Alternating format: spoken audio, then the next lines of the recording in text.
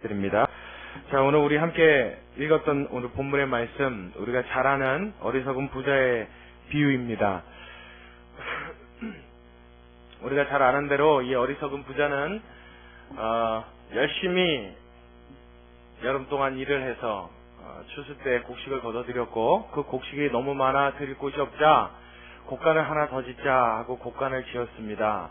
그래서 그 더 지은 곡간에다가도 식료품들을 잔뜩 쌓아놓고 곡식들을 잔뜩 쌓아놓고 자기 배를 두드리며 평안한 마음에 이렇게 말했어요. 이제 내가 먹을 것을 잔뜩 쌓아두었으니 내 영혼아 이제 편히 쉬자, 편히 눕자.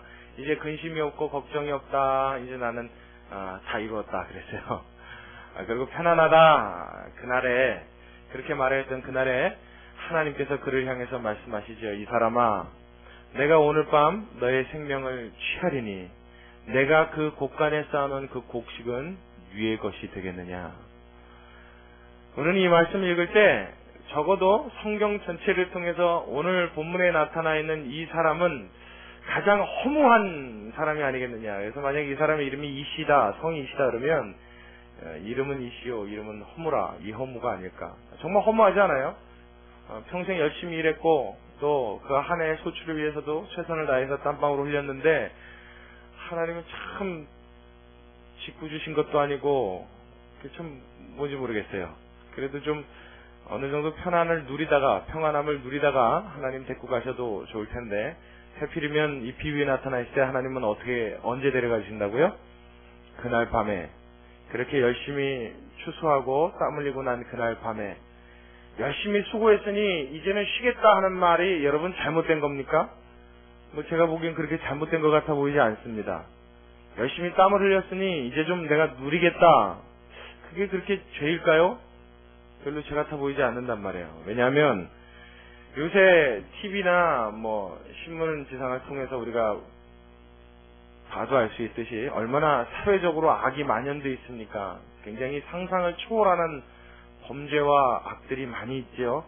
성적인 범죄, 또 물질적인 범죄, 육체적인 모든 사람의 인간사에 관련되어 있는 범죄들이 정말 제한을 토할 만큼 기가 막힌 세상이 되어 있습니다. 그런 사람에 반해서 열심히 일해서 소출을 거둬들이고 곡간에다가 음식을 잔뜩 쌓아놓은 이 사람이 뭐가 그렇게 죄가 되겠느냔 말이에요. 남의 것을 훔친 것도 아니고 남의 곡간에 있는 것을 가져다가 내 곡간에 치운 것도 아닌데 왜 하나님 직국께도 그날 밤에 꼭 그의 생명을 취하겠다는 말씀하시는지, 이 비유가 도대체 우리의 비유에 맞지는 않습니다. 그래요? 저만 그래요? 제가 이렇게 설교체로 말씀을 계속 들으면 여러분들이 그냥 그런가 보다 하고 이렇게 말씀을 들으면서 흘러가는 게 보여요. 제가 이렇게 말해볼게요. 여러분 열심히 일해서 이제 내가 일한 월급 타는 날인데 여지껏 월급이라고 그러면 좀 너무 작겠군요. 여러분 열심히 일한 월급을 차곡차곡 모아서 이제 다음 달이면은 개 타는 날이에요. 아니면 열심히 모았던 적금 타는 날입니다. 그래서 요즘 은행 가보면 여러 가지 많이 있죠, 상품이. 그 중에서도 1억 만들기, 10억 만들기 이런 거 있단 말이에요. 평생 땀을 흘려갖고 얼마나 열심히 벌은 돈입니까? 차곡차곡 모아서 이제 다음 달이면 10억 타요. 이렇게 얘기해도 좋아도 안 하시고 탈 때가 됐는데 그거 생각하면서 얼마나 마음이 뿌듯하겠어요. 여러분 뿌듯해요, 안 뿌듯해요? 이렇게 얘기하니까 좀 와요? 가슴에 와닿습니까? 소출 얘기하고 곡식 얘기하니까 별로 이렇게 느낌이 안 오죠? 우리 농사 안 져서 그래요. 여러분 사실 적금 타는 것보다 더 힘든 일이 농사 아니겠어요? 농부들이 나가갖고 햇볕과 싸우고 날씨가 궂은 날이나 좋은 날이나 상관없이 하루에 쉼도 없이 잠깐만 방심하면 어떻게 돼요? 이 곡식이라는 거는, 농사라는 것은 그냥 한 번의 실수로도 완전 망칠 수가 있는 거죠. 정말 방심할 틈 없이 열심히 해서 그 곡간에 곡식을 잔뜩 넣어놨단 말이에요. 내가 평생 땀 흘려 번 돈 이제 10억 타는 날인데 하나님이 뭐라고 그러세요? 이 사람아, 내가 오늘 밤 내 생명을 취하리니 너의 생명을 걷어가리니 네가 열심히 모은 그 10억 누구께 되겠느냐? 약이 올라요, 안 올라요? 이 말씀이요, 우리의 마음에 이렇게 좋지 않단 말이에요. 하나님이 적어도 남의 것 뺏어서 모은 거 아닌 다음에 내가 땀 흘려서 내가 수고해서 내가 열심을 내서 한 그 결과만큼은 좀 인정해 주셨으면 좋겠다 하는 생각이 우리는 다 있습니다. 내가 수고해서 내가 열심히 한 거 내가 하나님 앞에 크게 인정해 달라는 것도 아니에요. 하나님 뭐 나 축복해 주시고 칭찬해 주시고 하나님이 그걸 인정하셔서 내가 원하지 않았던 것까지 막 더 물어달라는 그런 얘기 아닙니다. 적어도 내가 땀 흘린 것만큼은 내가 수고한 그 수고의 소산만큼은 하나님 나로 먹게 하여 주옵소서. 여러분 이 고백이 잘못된 고백입니까? 여러분 이 비유에 나와 있는 이 이야기는 시작부터서가 저와 여러분의 사상과 맞지 않는 것이 사실입니다. 그러다 보니 이 말씀 속에 담겨있는 예수님은 하시고 싶은 이야기가 따로 있는데 시작부터 우리의 구미에 안 담긴단 말이에요. 우리의 사상과 우리가 갖고 있는 생각과 우리가 갖고 있는 가치관과 맞지를 않는다고요. 그러니 이 속에 담겨있는 의미는 우리가 알아내기도 이전에 이미 뭐요? 버림바가 되는 겁니다. 우리 속에서 아무런 효과나 그 뜻이 도대체 뭔지도 잘 모르고 넘어간다는 것입니다. 뭐가 똑같냐면 선물을 받았는데 포장지가 마음에 안 든단 말이에요. 포장지가 벌써 딱 받기에도 혐오스럽게 생겼어요. 그러니까 어떻게 해요? 끌러보지도 않고 통째로 버리는 것 같단 말이에요. 오늘 비유는 이 예수님이 해주신 이 비유의 말씀은 여지껏 우리에게 이런 취급을 당했습니다. 나의 가치관과 맞지 않는다는 이유로 내가 바라고 있는 일평생에 어떤 당연히 있어야 되는 그런 결과와 오늘 이 본문의 말씀은 뭔가 좀 이율배반적인 것 같은 생각이 자꾸만 들어요. 그러다 보니 이 말씀 속에 담겨있는 진리가 무엇인지 하나님이 무슨 의도로 이 말씀을 주셨는지 우리는 알지 못한 채 이 말씀이 버림바가 되었습니다. 자, 오늘 이 말씀에 과연 속뜻은 무엇이며 하나님이 왜 예수님께서 이 땅에 계실 때 왜 이 말씀을 우리에게 주셔서 우리로 깨닫게 하시게 하셨는지 그 깨닫게 하시고자 하시는 것이 무엇인지 우리 다시 한번 천천히 살펴보도록 하겠습니다. 이 말씀을 먼저 이해하려면 12장 1절로 넘어가야 됩니다. 자, 12장 1절 같이 보겠습니다. 자, 12장 1절의 말씀. 자, 시작이 어떻게 됩니까? 여러분도 한번 읽어보십시오. 시작. 그동안에 무리 수만 명이 모여 서로 어떻게 돼요?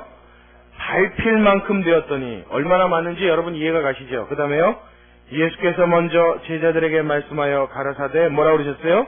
바리새인들의 누룩 곧 외식을 주의하라.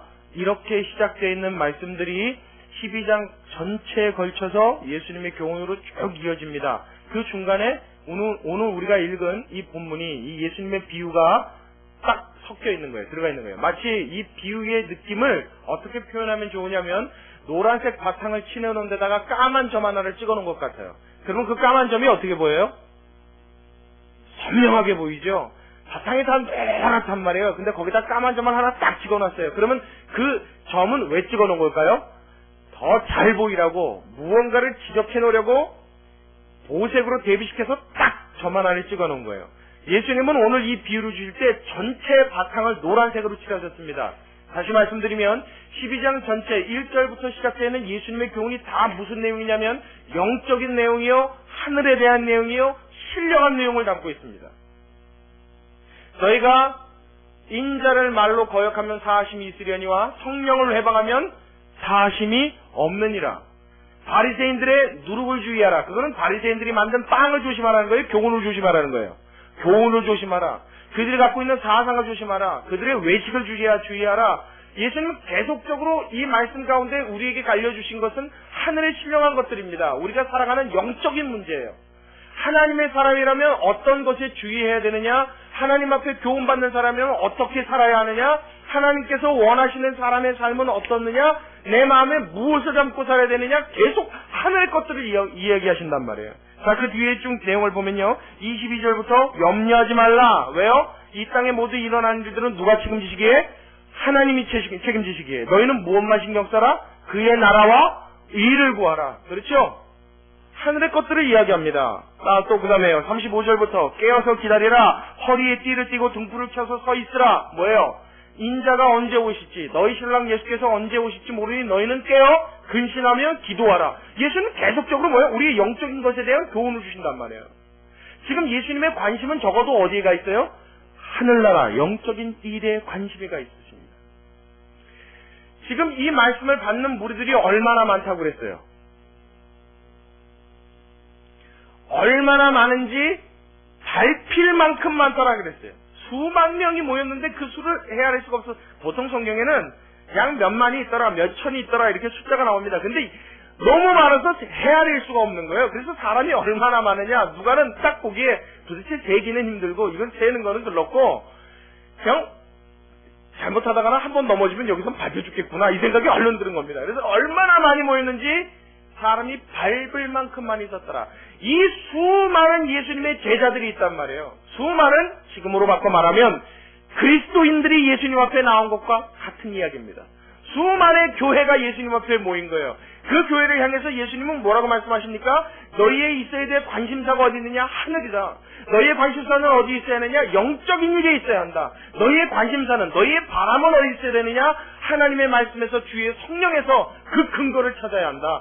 그렇게 사는 것이 그리스도인이다. 할렐루야. 이게 예수님의 교훈이란 말이에요. 오늘날도 교회가 어디에 신경 써야 됩니까? 외적인 것에 치장하고 외적인 것에 부유케 되고 외적인 것에 늘어난 것에 관심을 쏟아낼 것이 아니라 우리의 속, 우리의 내면, 우리의 속 안에 하나님의 말씀으로 채우고 하나님의 말씀을 따라 내가 신령한 사람으로 거듭나고 내가 하나님의 말씀대로 살아가며 하나님의 능력이 나를 통하여 나타날 수 있도록, 그래서 하나님의 말씀대로 살아가는 것에 관심을 기울이고 우리의 마음을 쏟는 것이 진정한 교회요, 진정한 그리스도인의 삶의 그 걸음인 줄로 믿으시기 바랍니다. 자, 그렇다면 예수님이 이것을 가르치고 있는 와중에 어떤 그 무리 중에 한 사람이 튀어나와서 예수님 앞에 어떤 요청을 드려요. 지금 우리가 읽은 본문의 시작이 그렇습니다. 13절로 가면 무리 중에 한 사람이 이르되 예수님 내 형을 명하여, 그 다음에 뭐라 그래요? 유업을 나와 나누게 하소서. 지금 예수님이 그 많은 무리들이 모인 가운데서 하늘의 것, 신령한 것, 영적인 일에 대해서 설교하십니다. 이렇게 살아야 돼. 너희가 관심 가져야 될 것은 이것이야. 예수님이 막 이야기해 주셨어요. 가르치고 계시는데 그 중에 예수님 앞에 나와서 뭐라 그래요? 예수님, 제가 부탁드릴 일이 하나 있습니다. 그리고 한 사람이 탁 튀어나온단 말이에요. 근데 그 부탁이 뭔가 들어봤더니 뭐예요? 내 형을 명하여, 혹은 내 아우를 명하여, 내 형제를 명하여 유업을 나와 나누게 없어서. 도대체 어떤 배경이 있길래, 어떤 일이 있었길래 예수님 앞에 이것을 요청했는지 우리는 알 길은 없습니다만은 분명한 것 한 가지는 이 사람이 꽤 절박했던 모양입니다. 그렇죠? 그렇죠? 절박하거나 아니면 굉장히 억울했거나 뭐 둘 중에 하나 정도는 되겠다라고 우리는 쉽게 생각할 수 있어요. 왜 그런 거 아니? 사람이 지금 몇 명 모였다고요? 셀 수 없이. 그 많은 무리가 모인 가운데 이 사람이 얼마나 절박했으면, 여러분, 우리 같으면 그 사람 많은 모임 가운데서 우리의 가정사나 개인 사생활 쉽게 얘기할 수 있겠습니까? 이거 힘든 일입니다. 쉬운 일이 아니에요. 근데 수만 명이 지금 자기가 탁 앞으로 튀어나와서 예수님하고 대화를 나누면 그 눈이 다 누구한테 향할까요? 나한테 집중 포화를 맞겠지요? 그런 상황에서도 예수님 앞에 지금 요청을 드리고 부탁드려야 되는 일이에요. 얼마나 절박한지 알겠죠? 얼마나 간절한 줄 알겠죠? 그 간절한 마음을 담아서 부탁드린 일이 뭐예요? 내 형제와 더불어서 유업을 나눌 수 있도록 명하여 주십시오 하는 겁니다. 그 말은 뭐예요? 내 형제가 유업을 물려받았는데 그 유업을 나랑 지금 나누고 있어요? 안 나누고 있어요? 안 나누고 있어요. 이 말을 조금 더 깊이 들어가서 이야기하면 지금 내가 먹고 살 길이 있어요? 없어요? 없다는 얘기와도 같은 얘기예요. 왜냐면 그때 당시에는 거의 모든 이스라엘 민족들이 집안 대대로 물려나오는 유업들을 물려받아 생활합니다. 그래서 그것이 장남액으로 연계가 되는데, 차남이나 그 다른 형제들은 뭐예요? 그 유업에 대한 어떤 지분을 물려받고 나눔을 받아야 거기서 먹고 살 길이 열려요. 뭐 쉽게 얘기해서 우리나라에도 농사 짓는 가정에 만약에 그 형이 땅을 한꺼번에 다 물려받고 동생들이 한 평도 땅을 못 물려받으면 먹고 살 길이 있습니까? 농경사회라고는 더더욱 그렇죠. 그렇단 말이에요. 우리 같은 경우에도 동생이 만약에 형 땅 10,000평 물려받았으면 그 중에 한 1,000평이라도 좀 떼줬으면 하는 바람이 있겠죠. 이 절실함이 있는 겁니다. 이 절박함이 있는 거예요.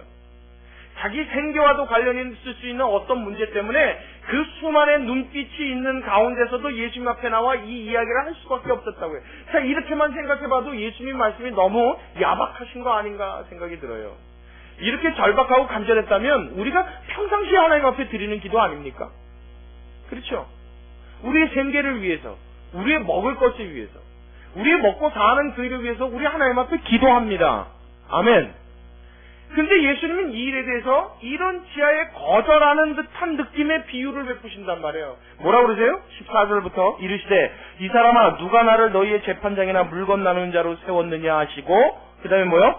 저에게 이르시되 삼가 모든 탐심을 물리치라 사람의 생명이 그 소유에 넉넉한 데 있지 아니하니라 하시고 우리가 보기에 언뜻 절박해 보일 수 있는 일 우리가 보기에 언뜻 생계와 직접적인 관련이 있을 수 있는 일로 예수님 앞에 나와서 그 수많은 무리 앞에 그 눈빛을 의식함에도 말해야만 했다면 이 이야기를 오늘날 우리에게 적용시키자면 우리는 어떻게 됩니까? 하나님 앞에 울고불고 매달릴 수밖에 없는 어떤 일을 이야기합니다.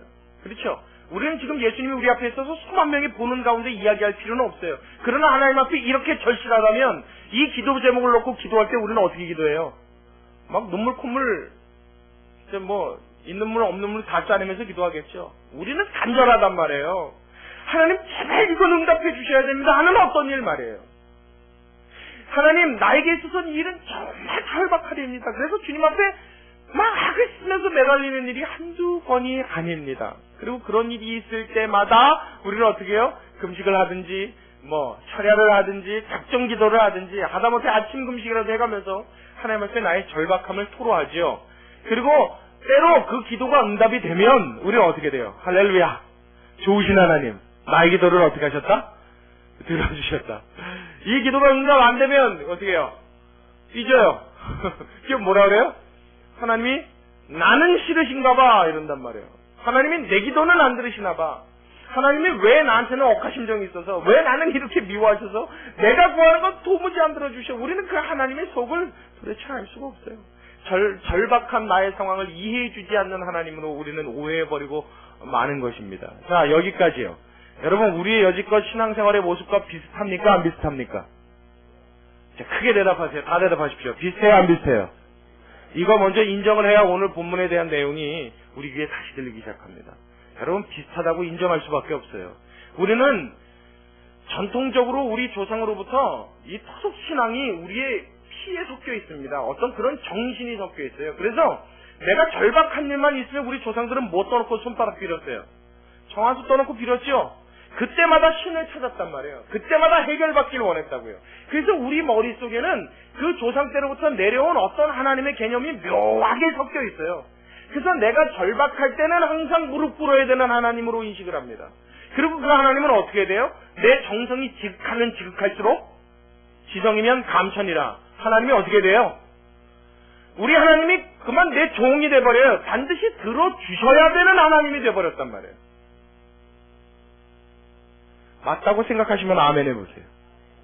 여지껏 그랬단 말이에요. 여러분, 이것은 처음부터 하나님을 잘못 믿는 겁니다. 우리 하나님은 살게도 하시며 죽게도 하시며 있게도 하시며 없게도 하시는 모든 일의 주관자 되신 분인 줄로 믿으시기 바랍니다. 우리가 믿는 분은 그 하나님이지 내가 필요하다고 해서 내가 요청한다고 해서 내가 원한다고 해서 무엇이든지 도깨비 방망이처럼 들어줘야 되는 의무감을 가지신 신이 아니란 말입니다. 하나님의 절대성을 인정하고 그분의 주권을 인정하고 하나님 앞에 순종하고자 하는 자세를 가질 때 신앙인의 첫걸음이 떼어지는 줄로 믿으시기 바랍니다. 근데 이 본문의 내용을 보니까 오늘 예수님 앞에 나와서 이 요청을 드린 사람은 여지껏 신앙생활했던 우리의 모습과 별반 다르지 않단 말이에요. 근데 예수님이 거기다가 아주 야들치게 대답을 하시죠. 뭐라 그래요? 이 사람아, 내가 누가 나를 너희의 재판장이나 물건 나누는 자로 세웠느냐? 해주겠다는 거예요? 안 해주겠다는 거예요? 필요 없다는 거예요. 안 해주겠다는 거예요. 그리고 도리어 뭐라고 그랬어요? 너의 마음속에 무엇을 물리치라? 탐심을. 안 들어주시는 것도 섭섭한데 지금 내가 이 절박한 문제로 하나님 앞에 기도했더니 하나님이 뭐 때문에 지금 이걸 구한대요? 내 마음속에 뭐가 있어서 구하는 거래요? 탐심이요. 진짜 서운하게 말씀하셔도 이렇게 서운하게 말씀하실 수가 없습니다. 내가 하나님 앞에 금식이나 안 했으면 몰라. 내가 울지나 않았으면 몰라. 내가 이렇게 간절하게 몸을 비비트면서 기도나 안 했으면 몰라. 근데 하나님 나한테 뭐라 그런다고요? 너 그거 지금 기도하는 거 뭐 때문이라고요? 탐심 때문에 기도하는 거야? 그렇게 말씀하세요. 도대체 왜 예수님이 이렇게 말씀하실까요? 무엇 때문에 예수님 이 절박한 상황에 대해서 이 수많은 사람들의 눈빛을 아랑곳 않고 하나님 예수님 앞에 나와서 이렇게 용기를 내어 구하는 사람에게 이렇게 야멸차 보이는 대답을 하셨을까요? 무엇 때문입니까? 오늘 읽은 이 비유의 내용을 우리 다시 한번 천천히 살펴보겠습니다. 자, 우리 16절 말씀부터 한번 보겠습니다. 16절. 또 비유로 저희에게 일러 가라사대. 이제 예수님의 비유가 시작되죠? 이 한 사람이 나와 예수님 앞에 이것을 요청함으로 예수님이 비유를 시작하십니다. 자, 일러 가라사대. 한 부자가 그 밭에 소출이 풍성함에 심중에 생각하여 가로되 내가 곡식 쌓아둘 곳이 없으니 어찌할꼬 하고 또 가로되 내가 이렇게 하리라. 내 곡간을 헐고 더 크게 짓고 내 모든 곡식과 물건을 거기 쌓아두리라. 또 내가 내 영혼에게 이르되 영혼아 여러 해 쓸 물건을 많이 쌓아두었으니 평안히 쉬고 먹고 마시고 즐거워하자 하리라 하되 하나님은 이르시되 어리석은 자여 오늘 밤에 내 영혼을 도로 찾으리니 그러면 내 예비한 것이 네 것이 되겠느냐 하셨으니 21절은 우리 같이 읽습니다. 천천히 읽으세요. 주위에서 보시면서 시작. 자기를 위하여 재물을 쌓아두고 하나님께 대하여 부요치 못한 자가 이와 같으니라. 예수님이 비유를 말씀하셔놓고 그 비유에 대한 해설로 설명으로 뭐라고 말씀하십니까? 자기를 위하여 재물을 쌓아두고 하나님께 대하여 뭐하지 못해요? 부요치 못한 자가 이와 같으니라. 잘 보세요. 지금 우리가 이 앞전에 나와 있는 19절까지의 말씀은 문제될 게 사실 아무것도 없습니다. 그가 밭에 소출이 풍성했어요. 그래서 뭐라 그래요? 내가 어찌하지? 곡간이 모질라네. 그래서 더 큰 곡간을 져놓고 잔뜩 집어넣어놓고 내가 이제 수고하고 여지껏 힘들게 했으니 어느 TV에 그 광고 보니까 무슨 카드 선전이더라고요. 열심히 일한 당신 어떻게 해라? 떠나라. 보상 봐라? 마땅하다 이 얘기예요. 너 수고했으니 이제 쉬는 거 당연한 거예요. 땀 흘렸으니 쉬어줘야죠. 하나님도 지금 우리를 창조해 놓으시고 뭐라 그랬어요? 사람이 며칠을 일해요? 6일 동안은 열심히 일할 것이요. 마지막 제7일째는 뭐 해라? 안식해라. 이건 당연한 얘기입니다. 소출이 있었고 소출이 있을 때까지 열심히 일했고 땀을 흘렸고 이제는 곡간에 쌓아두고 내 영혼으로 안식을 취하고 쉬는 일은 하나님 앞에 죄가 아닙니다. 근데 그 일에 대하여 20절에 하나님은 이르시되 어리석은 자여 오늘 밤에 내 영혼을 도로 찾으리니 그러면 내 예배한 것이 네 것이 되겠느냐? 마치 여지껏 했던 하나님 앞에서도 죄 같아 보이지 않았던 우리의 삶에도 당연히 있어야 되는, 당연히 누려야 되는 어떤 보상 같아 보이는 이 일조차도 하나님께서는 너에게 합당치 않다고 말씀하시는 것 같이 말씀하시면서 왜 그렇게 말씀하신다는 설명을 어떻게 다셨어요? 자기를 위하여 재물을 쌓아두고 누구께 부유치 못해요? 하나님께 부유치 못한 자가 이와 같다 말씀하십니다. 아직도 감이 잘 안 오시죠? 글쎄 뭔가 조금 느낌이 오는 것 같긴 한데 정확하게 이 뜻이 뭔지 모르시겠죠? 자, 다시 한번 보세요. 이 내용은 이렇습니다. 열심히 일한 거 좋아요. 수고해서 그 수고의 열매를 거둔 거 좋습니다. 곡식이 많아진 거 좋아요. 여기까지 나쁘다는 거 아니에요. 좋습니다. 좋은데 이 사람의 마음속에는 이 재물의 원인과 이 재물을 모아야만 됐을 이유가 누구 때문이었습니까? 나만을 위해서 일했다는 거예요. 그리고 반면에 하나님께 대해서는 어떻다고요? 그 마음이 부유치를 못하다고요. 우리는 얼른 생각하죠. 야, 자기를 위하여 재물을 쌓아두고 하나님께 부유치 못한다. 그럼 이거를 꼭 대비로 봅니다. 그래서 나를 위하여 풍성하게 쌓아두고 하나님께 부유치 못하면 뭐가 부유치 못한 것 같아요? 재물에 대해 부유치 못한 것 같죠? 자, 봐요. 나를 위하여서는 돈을 많이 쓰는데 하나님 앞에서는 저 사람이 인색해. 이러면은 이 사람이 하나님 앞에 뭘 안 쓴다는 것 같아 보여요. 그래 보인단 말이에요. 지금 이 말씀이. 그러니까 이게 거부감이 드는 거예요. 근데 이 말씀을 잘 보시라고요. 지금 돈 얘기하는 겁니까? 아닙니까? 아닌 것 같아 보여요? 이 사람이 재물을 쌓아두고 열심히 일하고 곡간에 들인 것까지 좋다니까요. 그것까지 잘했다고요.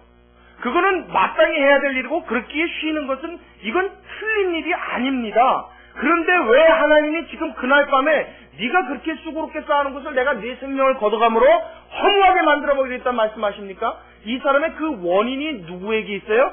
자기 자신에게 있지요. 이렇게 쌓아둔 이유가 누구 때문이라고요? 나 때문이라고요. 자, 그렇다면 이렇게 열심히 쌓아두는 동안에 이 쌓아오던 것이 나를 위하여 열심히 했는데, 오늘 이 본문 나오네요. 이 비유에 나라는 단어가 6번이 나옵니다. 나를 위해, 나 6번을 얘기해요. 이 내가 중심이 되는 이 사람이 하나님 앞에 인색하다는 것은 뭐가 인색하다는 거예요? 그렇죠. 마음이 인색하다는 거예요. 더 쉽게 얘기하면 하나님 앞에 마음이 있다 없다? 없다는 거예요. 아시겠습니까? 열심히 일한 거 좋다고요. 모아두는 거 좋다고요. 성실한 거 괜찮다고요. 그런데 누구 없이, 하나님 없이, 이것을 성경은 불경건이라고 말합니다. 하나님 없는 것. 성도임에도 불구하고, 하나님 앞에 말씀으로 배움을 받는에도 불구하고, 하나님의 교훈을 받아 하나님의 말씀대로 살아가야 될 자들임에도 불구하고 어떻게 해요? 하나님 없이 산단 말이에요. 내가 원하는 절박함 하나님도 아시죠? 내가 필요한 필요 하나님도 아십니다. 그 필요조차 느끼지 마라. 필요조차 부인하시는 것이 아니에요. 필요한 것 필요한 대로, 내가 하나님 앞에 구해야 될 것 구한 대로, 하나님은 구하라 말씀하십니다. 구해야 준다 말씀하십니다. 주기도문에도 오늘날 일용할 양식을 어떻게 해요? 주옵소서 주님이 가르쳐 주셨어요. 그럼에도 불구하고 이 본문은 왜 무엇을 이야기합니까? 너희의 필요한 모든 것들을 하나님 앞에 구할 수 있으나 무엇을 경고하는 거예요? 그 마음에 하나님 없음을 경고하는 거예요. 자, 그렇다면 이 본문 다시 앞절로 돌아가세요. 13절에요. 13절에 무리 중에, 자, 여러분 같이 읽습니다. 13절 함께 읽을게요. 시작. 무리 중에 한 사람이 이르되 선생님, 내 형을 명하여 유업을 나와 어떻게 해요? 나누게 하소서. 자, 다시 한번요. 이 사람이 예수님 앞에 이 요청을 드리는데 수식어가 있어요. 13절 맨 앞에. 무슨 중에?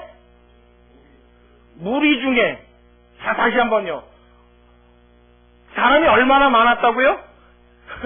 셀 수 없이 많았다고요. 오늘날도 셀 수 없이 많은 교회가 있습니다. 오늘날도 셀 수 없이 많은 그리스도인들이 있습니다. 이 중에 한 사람이 나와 하나님 앞에 이야기를 했어요. 뭐라고요? 내 형을 명하여 유업을 나와 나누게 없어서. 주님, 나 지금 절박합니다. 먹고 살 일이 깜깜합니다. 주님, 나 좀 도와주십시오. 우리랑 똑같아 보인다 말씀드렸습니다. 이 많은 사람들이 모인 가운데 하나님 앞에 나와서 당당히 외쳤던 말 뭐요? 주여, 나를 위한 일을 나에게 이루어 주옵소서. 이 많은 사람들이 하나님 앞에 예배드리고 이 말씀을 드리고 말씀을 듣고 하나님의 영의 양식을 먹어 내 영혼으로 만족감을 누리게 되는 이 시기에 이 사람의 관심사는 무엇밖에 없었어요? 나. 지금 예수님은 12장 전체를 통해서 무엇을 말씀하신다고요? 영적인 일, 하늘의 일, 신령한 일, 이것으로 살아가는 자가 그리스도인이다 말씀하셨다고요. 그리스도인이라면 하늘 양식을 소망하며 꿈꾸며 살아야 될 자라고 주님은 이야기하셨다고요. 근데 이 사람의 귓전에 그 말씀은 들려요, 안 들려요? 안 들리는 거예요. 예수님은 목소리를 높여서 이 수많은 사람들에게, 예수 믿는 사람들, 하나님들, 자, 오늘날 저와 여러분에게 말씀하시는 거예요. 생명 양식이 이 땅의 떡이 아니라 하나님의 말씀에서부터 나온다. 이 말씀을 가지고 너희의 영이 살아야 너희는 참된 삶을 살 수 있다. 핏대를 세우고 이야기한단 말이에요. 근데 이 목소리가 지금 귀에 들려요, 안 들려요? 안 들려요. 오직 뭐밖에 관심이 없어요? 먹고 사는 일에. 내가 어떻게 하면 잘 먹고 잘 살 것이냐, 어떻게 하면 좀 더 가질 것이냐, 어떻게 하면 좀 더 누릴 것이냐, 이 일에 온통 마음이 가 있는 거예요. 그래서 하나님 앞에 마음이 어떻게 있는 상태예요? 인색해 있는 상태란 말이에요. 하나님 앞에 돈이 인색하단 말이 아니에요. 그렇게 치사한 얘기 하지 마시자고요. 돈도요, 어떨 때 나옵니까? 마음이 있을 때 나오는 거죠. 그럼요. 모든 게 마찬가지입니다. 내가 하나님 앞에 무언가를 한다는 것은 시간이 됐든 돈이 됐든 열심히 됐든 땀이 됐든 봉사가 됐든 마음이 있을 때 그 일은 이루어지는 줄로 믿습니다. 근데 뭐요? 백날 헌금하면 뭐 할 거예요? 중요한 건 마음이 없다고요. 하나님 앞에 인색하다는 건 어디에 초점을 두고 말씀하시는 거예요? 그 사람의 마음을 두고 얘기하시는 겁니다. 아무리 영적인 이야기를 들어도, 아무리 신령한 말씀을 들어도, 아무리 하나님의 생명 양식을 얻어먹어도 사람의 마음이 그 귀로 담지 않고 마음속에 새기지 않으면 그 말씀은 우리 가운데 아무런 효과가 없는 줄로 믿으시기 바랍니다. 이 무리 중에 나왔던 이 사람은 이런 사람의 대표가 되는 거예요. 그래서 지금 예수님이 영적이고 신령한 말씀을 이야기하시는데 이 사람의 관심사는 오직 뭐밖에 없었어요? 먹고 사는 일. 내 형과 더불어 어떻게 하면 유업을 나나 내 소유로 넉넉히 할 것이냐, 여기에밖에 관심이 없었어요. 그래서 수만 명이 모여 그렇게 하나님의 말씀을 듣고 있는 그 속에서 담대하게도 나와 예수님 앞에 이 이야기를 할 수 있었던 것은 오직 그 마음의 관심사가 뭐밖에 없었다? 먹고 사는 거에밖에 없었다는 거예요. 그래서 예수님이 그 중심을 보시고, 그렇죠? 하나님은 어디 보신다고요? 중심을 보시고, 이 사람의 중심을 딱 꿰뚫어 보신 거예요. 봤더니 그 마음속에 뭐밖에 없어요? 탐심밖에 없더라, 이 얘기예요. 자, 이해가 가십니까? 예수님이 왜 이렇게 야박하게 말씀하셨는지 그 이유를 아시겠어요? 여러분, 오늘날에 예수님은 이 기도 자체를 금지시킨 것이 아닙니다. 여러분, 절박한 일에 대하여 기도하십시오. 여러분, 먹고 사는 일에 최선의 노력을 하시고 땀 흘리십시오. 성실하게 사십시오. 그러나 여러분, 그것이 여러분의 목표가 되지 않기를 주의하시기 바랍니다. 그것이 나의 전부가 되지 않기를 우리는 힘써서 애써서 주의해야 된단 말이에요. 내 일신의 안녕이 나의 삶의 목표가 되는 순간 내 마음은 어디서부터 떠나요? 하나님께로부터 떠나는 거예요. 사람이 하나님과 재물을 겸하여 섬길 수 없나니 이를 사랑하면 저를 미워하거나 혹 저를 사랑하면 이를 미워하느니라. 절대로 우리의 마음은 양분화되어서 하나님과 재물을 반반 사랑할 수 없습니다. 내 마음이 어디에 빼앗길 때요? 하나님 앞에 빼앗길 때. 세상의 물질은 내 발 아래 무릎을 꿇을 것이요. 할렐루야. 내가 세상에 내 마음을 빼앗기면 하나님과 나의 관계는 단절되는 줄로 믿으시기 바랍니다. 하나님 없이 오직 예수 믿으러 교회 나오는 이유가 뭐예요? 내 삶의 부요예요. 내 어떤 관계성 때문이에요. 인간관계 때문에. 교회 나와서 신앙생활을 한다고 하나님의 말씀을 듣는다고 앉아있는 이유가 뭐예요? 내가 아쉬울 때 찾고 싶은 어떤 토속지연한의 대상으로 누구를 찾은 거예요? 여호와를 찾은 거예요. 그러니 백날 하나님 앞에 기도해도 하나님이 뭐예요? 그 기도를 들어서 응답하실 리가 없는 거죠. 그 사람에게 하나님이 들려주실 응답은 뭐밖에 없습니까? 이 사람아, 누가 나를 너희의 재판장이나 물건 나누는 자로 세웠느냐? 하나님은 이 음성밖에 들려주실 것이 없는 겁니다. 여러분, 우리의 마음이 어디 있느냐가 중요합니다. 아멘. 저와 여러분의 마음을 어디에 빼앗기느냐가 중요합니다. 우리의 마음을 하나님께 빼앗길 수 있는 저와 여러분 되시길 주님의 이름으로 축원합니다. 그때 뭐예요? 저와 여러분의 기도가 낱낱이 상달되고 응답되어지는 줄로 믿으시기 바랍니다. 똑같이 하나님 앞에 먹을 것을 기도해요. 한 사람은 응답받습니다. 한 사람은 버림받습니다. 똑같이 주님 앞에 제사를 드렸어요. 가인과 아벨이죠. 한 사람의 제사는 하나님이 받으세요. 한 사람의 제사는 하나님이 어떻게 해요? 버리십니다. 무슨 차이냔 말이에요, 도대체. 똑같은 교회 나와서 똑같이 신앙생활하고 똑같이 11시 예배를 드립니다. 아마 우리나라에는 전국 모든 교회가 거의 대부분 90% 이상의 지금 예배를 드릴 거예요. 누구의 예배는 하나님 앞에 상달이 된단 말이에요. 어느 교회에서 드리는 예배는 주님이 받으신단 말이에요. 근데 누구의 예배는요? 하나님이 예배 안 드렸다 인정하신다고요. 무엇이 없기 때문에요? 마음이 없기 때문에요. 하나님 앞에 인색하기 때문에요. 하나님 앞에 내 마음 여는 것 자체를 겁내하는 거예요. 왜요? 그럼 세상의 거 놓칠까 봐. 내가 하나님을 위해서 살면 이 세상에 불이익 당할까 봐. 남들 하나라도 더 가질 때 나는 못 가질까 봐. 이게 무서워서 벌벌 떠는 겁니다. 그 사람을 향해서 베풀어 주신 비유는 오늘 우리 본문에 읽은 이 비유밖에 없는 줄로 믿으시기 바랍니다. 열심히 일해보라는 거예요. 땀 흘려보라는 거예요. 네가 하고 싶은 대로 해보라는 거예요. 내 생명을 오늘 밤 취하리니. 여러분, 무엇을 깨달으라는 것입니까? 우리 인생의 주관자가 하나님이심을 깨달으라는 주의 촉구의 음성인 줄로 믿으시기 바랍니다. 그걸 깨달으라는 거예요. 내 생명 내 코로 숨쉰다고 그 코에 숨이 내 것인 줄 아느냐? 하나님 물으시는 거예요. 내 음식 입으로 넣어 내가 씹어서 삼키니까 네 입에 들어가는 그 음식이 내 것인 줄 아느냐? 그것을 먹게 하고 숨쉬게 하고 살아가게 하는 모든 원동력의 힘이 너에게서 나온 줄 아느냐? 아니라 여호와 하나님 살아계신 그 하나님으로부터 나온다는 것을 오늘 본문은 우리에게 각인시켜주고 있는 것입니다. 여러분, 이것을 깨달을 수 있기를 주님의 이름으로 축원합니다. 그러고 난 다음에라야 무슨 예수님의 교훈이 들려요? 그 뒤에 나와 있는 12장 전체에 나와 있는 영적인 교훈이 들려요. 관심이 세상에 밖에 없는데 어떻게 영적인 일이 내 귀에 들리겠습니까? 그렇죠? 내가 원하는 게 세상 일인데 어떻게 하나님 나라의 일을 내가 바라고 꿈꿀 수 있겠습니까? 내가 세상에서 출세하고 떵떵거리고 싶은데 어떻게 하늘나라의 유명한 자가 되겠습니까? 여러분, 이 세상 것들을 내려놓고 주님 앞에 맡길 수 있는 사람 되시길 주님의 이름으로 축원합니다. 자, 이렇게 말씀드리면 여기서 한 가지 오해가 빚어질 수 있어요. 자, 그러면 이제는 내가 어떻게 살아야 되냐?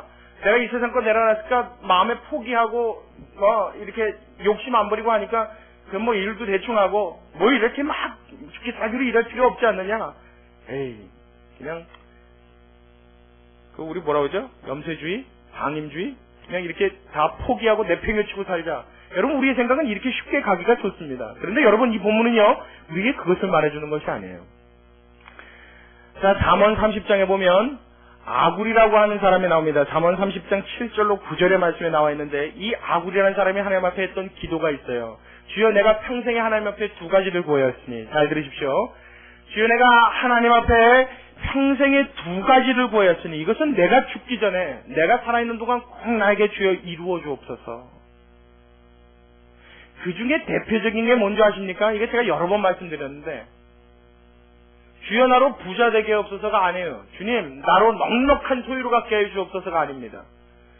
그 중에 하나님 앞에 간절히 구했던 게 먼저 첫 번째 구했던 것은 주님 나에게서 악을 멸하시고 나에게서 불의를 제하시고 나로 경건케 하여 주옵시고 이것이 첫 번째 기도 제목입니다. 또 하나는 뭐냐면 나로 내 소유가 너무 가난하지도 않게 또 너무 부유하지도 그렇게 기도할 수 있겠어요? 우리는 어떻게 해요? 너무 가난하지는 않게 당연하지요.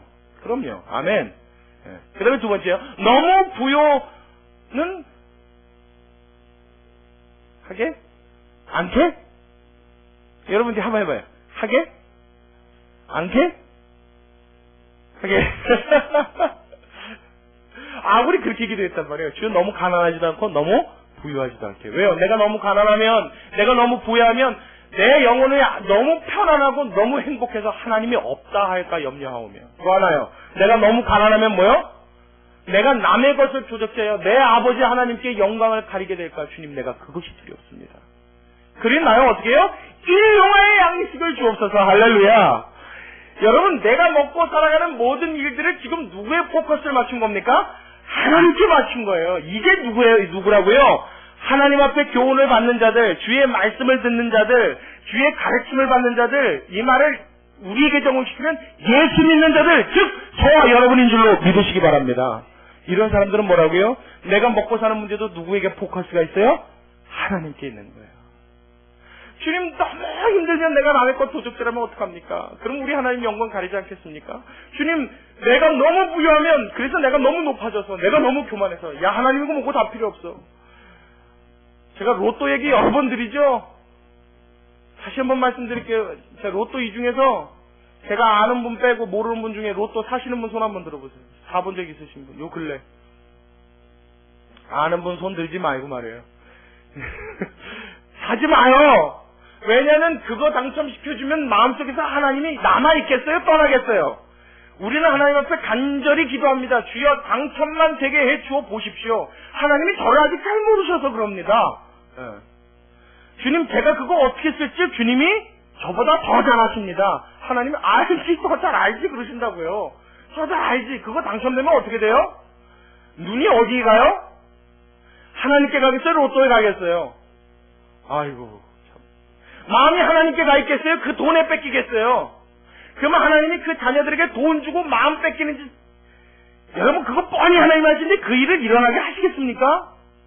차라리 거렁뱅이를 살아도 아브라함의 품에 안긴 거진 나사로가 낫지 부자로 떵떵거리며 살다가 지옥에 들어간 그 부자를 하나님이 원하시겠냔 말이에요. 그게 하나님의 자녀를 향해서 하나님이 원하시는 일입니까? 아니죠. 그러니 뭐요? 하나님 없이 이 땅의 부유함만을 목표하고 사는 자들에게 하나님은 말씀하시는 거예요. 내가 오늘 밤 너의 생명을 취하리니 내가 수고로 해모은 그것이 네의 것이 되겠느냐. 여러분 우리의 마음속에 하나님이 없으면 아무것도 아닌 줄로 믿으시기 바랍니다. 우리는 하나님 앞에 혼장담해요. 주님 저는 그럴 리가 없습니다. 그랬던 사람이 성경에 한 명 또 있어요. 베드로. 예수님이 뭐요? 너는 내가 마시는 잔을 마실 수 없고 내가 가는 길을 갈 수 없다 그랬더니 주님 저를 잘 모르셔서 하는 얘기입니다. 제가 뭐요? 내가 주님과 함께 고난을 받기도 결심했고 이미 옥에 가는 것도 결심을 했고 그 다음에 뭐요? 죽기도 준비하였나이다 그래요. 저는 스탠바입니다. 이미 준비 다 끝났습니다. 주님 말씀만 하십시오. 제가 얼마나 대단한 놈인지 주님이 아직 저를 잘 모르시는군요. 아유 예수님 저를 너무 띄엄띄엄 하십니다. 이 얘기예요. 그때 예수님이 그 베드로를 물끄러미 바라보시면서 뭐라 그래요? 이놈아 너보다 내가 너를 더 잘 알아. 너는 내 머리카락이 몇 개인지 모르지 나는 네 머리카락이 몇 개인 줄 알아. 너는 내 속을 모르지만 나는 내 속의 깊은 것도 알아. 오늘 내가 자고 이전에 3번 나를 모른다고 부인하리라. 누가 맞았어요? 예수님이 맞았어요. 여러분 우리의 삶 가운데 헛된 욕심, 헛된 욕망을 내려놓고 주님을 바라고 간절히 소망할 수 있는 여러분 되시길 주님의 이름으로 축원합니다. 아멘. 성실하게 일하세요. 최선을 다해 땀 흘리십시오. 그리고 그 결과는 누구에게 맡겨요? 하나님께 맡겨요. 게으르라는 얘기 안 해요. 열심히 노력해야 돼요. 발에 땀이 나도록 땀방울이 이마에 구슬구슬 맺히도록 열심히 최선을 다해야 돼요. 그리고 그 결과는 누구에게요? 하나님께 맡기는 거예요. 그 결과가 어떠한 모양이 나든지 거기에 원망과 시비하지 않는 거예요. 하나님 나에게 필요한 일용할 양식을 딱 주신 줄로 저는 믿습니다. 남들처럼 벤츠 타지 못하지만, 남들처럼 호화주택에 살지 못하지만 하나님 꼭 나에게 있어야 할 만큼 있게 하신 줄로 저는 믿겠습니다. 각오하는 거예요. 할렐루야. 그때 하나님께 부유함이 열리는 줄로 믿으시기 바랍니다. 그게 하나님 앞에 마음이 넉넉해지는 거 아니겠어요? 제가 마지막으로 이 얘기 하나만 말씀드리고 오늘 설교 마치려고 합니다. 제가 전도사 때요. 처음에 전도 사역하고 한 2년 정도 됐을 때입니다. 그러니까 나이가 21살 때, 22살 때. 22살 때 아직 결혼도 하기 전이고 이제 전도사 첫 월급이라고 30만 원을 받았는데 이거 매달 12조 떼고 감사원금 떼고 뭐 이렇게 헌금 드리고 나니까 도무지 돈이 없는 거예요. 그래서 뭐 어디 가고 아르바이트를 할 수도 없고 참 나이가 어리다고 돈이 필요 없는 건 아니더라고요. 돈이 그때도 필요해요. 심지어는 어느 정도였냐면 헌금 한 달 동안에 이렇게 4주를 내고 나면요 차비가 없어요. 제가 가는 교회가 창동이었는데 창동까지 왔다 갔다 할 이 차비가 없는 거예요. 그때는 차도 없었으니까 버스비가 없어서 집에를 못 오고 아는 우리 선배 집에서 자고 했던 경험이 있습니다. 그게 너무 오래 반복이 되니까요. 한 1년, 2년이 지나가니까 하루는 제가 헌금을 내놓고 나는데 기분이 안 좋은 거예요. 왜 기분이 안 좋냐면 야 나는 열심히 사료비 받아서 헌금 내놓고 나면 왔다 갔다 차비도 없고 누구랑 같이 만나서 밥을 한 끼 먹으려도 밥을 사주는 거는 고사하고 저 사람이 돈이 있을까 없을까를 항상 신경 써야 되니까 그게 너무 피곤하고 왠지 이렇게 좀 추한 생각이 드는 거예요. 그것도 어쩌다 한 번이죠. 그렇죠? 남한테 밥을 얻어먹는 것도 어쩌다 한 번입니다. 이게 계속 얻어먹으면 기분 굉장히 안 좋습니다. 그래서 제가 여러분들하고 가끔가다 식사하면 자꾸 제가 낸다 그러죠? 그래서 입에 발린 소리가 아니라 여러분 자꾸 얻어먹으면 목사도 기분 되게 안 좋습니다. 그러니까 목사가 한 번은 내게 여러분들이 놔두셔야 돼요. 그날 그래서 예배를 드리고 나서 집에를 왔는데, 이제 선배 집을 갔는데, 그날도 차비가 없었어요. 다 털어서 헌금을 내고 예배 드리고 났는데, 말이 계속 앞으로 이렇게 지내면 어떡하나, 뭐 이런 걱정도 좀 되고, 그냥 기분이 이렇게 쭉 다운되는 거예요. 그래서 제 친구 전사한테 물었어요. 야, 그랬더니 그 전사가 왜? 그러길래, 너는 돈이 얼마나 있으면 좋겠니? 그리고 제가 물었습니다. 그랬더니 이 친구가 저를 이렇게 쳐다보면서, 딱 표정이 그래요. 미친 거 아니야? 뭐 오늘따라 새삼스럽게 그런 걸 물어봐. 뻔한 거지. 얼굴에 그게 딱 써 있더라고요. 많으면 많을수록 좋지는 무슨 뭐 얼마가 있었으면 좋겠어 하는 표정으로 저를 물끄러미 쳐다보대야 하는 얘기가 고개를 휙 돌리면서 아무 대답도 안 해요. 그리고 조금 있다가 참나 그냥 이러고 말아요. 뭐 그런 말이 있냐는 거죠. 말할 필요도 가치도 못 느끼겠다는 표정입니다. 그래서 제가 더 묻지 않고 혼자 가만히 생각을 했습니다. 무슨 생각을 했냐면 내가 얼마나 돈이 많아지고 얼마나 여유가 생기면 이러한 궁핍에서 벗어날 수 있을까? 그랬더니 그때 당시에는 한 돈 100만 원만 있으면 한 달에 이렇게 좀 뭐라 그러죠? 뭐라 그래요? 궁핍 말고 그거 뭐라 그래요? 초라한! 이 단어가 이렇게 생각이 나네. 초라한 이 모습에서 좀 벗어날 수 있겠다는 생각을 들었어요. 그래서 그 생각을 하고 나니까 그래 그러면 어떻게 하면 100만 원을 벌지? 그러고 가만히 생각했습니다. 그러다가 제 생각이 어디에 미쳤냐면 문득 그런 생각이 들어요. 근데 지금 생각해보니까 그 생각이요. 제가 혼자 생각한 게 아니라 하나님이 물으신 것 같아요. 만약에 그럼 100만 원이 생겨서 이 초라한 데서 내가 벗어날 수 있으면 너 마음이 정말 즐겁고 기쁘겠냐? 그런 생각이 얼른 드는 거예요. 그래서 가만히 또 생각해봤어요. 그랬더니 에이 뭐 초라한 거야 좀 벗어나겠지만 이렇게 위축되는 것은 좀 벗어나겠지만 그렇다고 그렇게 만족이야스럽겠나? 이런 생각이 들더라고요. 게다가 이제 한참 20대 초반의 나이니까 앞으로 막 미래에 꿈이 많잖아요. 차도 좀 좋은 거 갖고 싶고 그때는 저는 무조건 스포츠카였습니다. 막 이렇게 납작하고 날씬한 차들 있잖아요. 얼마나 좋아했는지 막 그런 사진을만 봐도 이랬다고요. 야, 뭐 지금 스포츠카도 하나 있고 그다음에 제 등치에 빨간색 타긴 좀 그렇고 까만 스포츠카인데 그리고 집도 좀 뭐 이렇게 좀 그럴싸하게 그래도 뭐 한 30-40평 이렇게 되는 이 전원주택이나 단독주택 딱 해가지고 말이에요. 이런 생각들이 막 드는 거예요. 그러니까 생각만 해도 벌써 이렇게 엔돌핀이 막 도는 게 느껴져요.